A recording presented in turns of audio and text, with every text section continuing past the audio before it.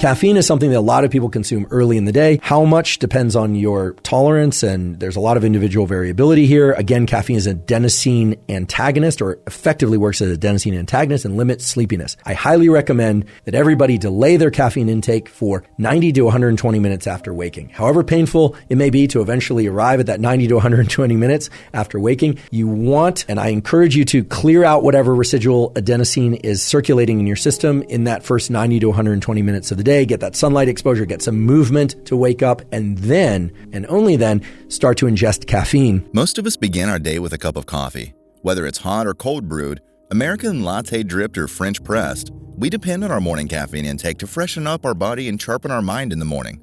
However, you can get the most out of your day if you wait a bit before you consume caffeine, as it directly affects your biological rhythms.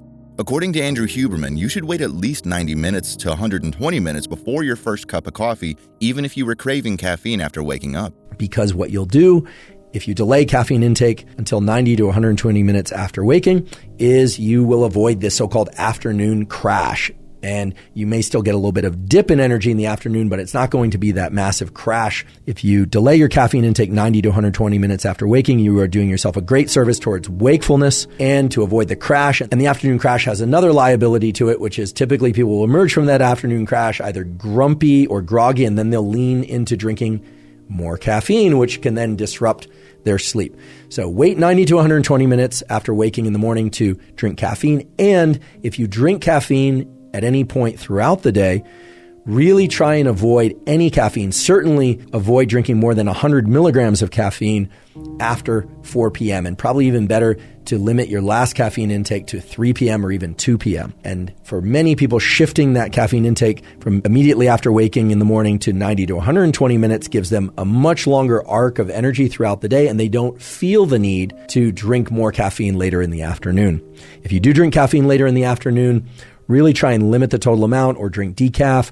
Certainly keep the total amount to less than 100 milligrams if you are interested in getting into the best possible sleep. And I say this knowing that many people, including myself, can drink a double espresso with 200 milligrams of caffeine or more at 5 p.m. or even 6 p.m. or after dinner and still, quote unquote, fall asleep fine or still sleep fine. Caffeine is an adenosine blocker. It is the perfect antagonist that binds to the same receptors that adenosine does.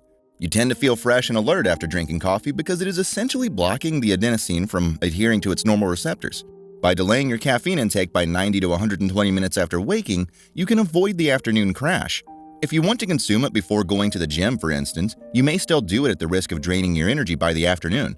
Adenosine is a substance that promotes sleepiness, and as discussed earlier, caffeine is an adenosine antagonist. You may disrupt your sleep cycle by drinking coffee in the evening. However, there are terrific data, and Matt Walker and I talked about this, and there are more and more papers all the time that point to the fact that caffeine intake late in the day, after 4 p.m. that is, can really disrupt the architecture of your sleep. So you might think you're sleeping well, but you're not sleeping nearly as well as you could if you avoided caffeine in those afternoon hours. Now, some of you might be doing your main bout of exercise first thing in the morning, and you want your caffeine before that bout of exercise. In that case, I say go for it. Drink your caffeine, do your workout right after waking up. I don't have a problem with that. You will find, however, that you're going to get an early afternoon dip in energy, and that dip in energy is going to be substantial because it's going to be a dip in energy that naturally follows that workout from the morning. So it's dependent on temperature, and it's going to be related to the elimination of that adenosine blockade by caffeine. So you're getting a kind of a 1-2 punch on your energy levels by taking a lot of caffeine and exercising early in the day. You can sort of expect that you're going to get a drop in energy in the early afternoon. That's okay if that works for you, but just know that delaying that caffeine 90 to 120 minutes after waking would be the ideal scenario most days and most scenarios.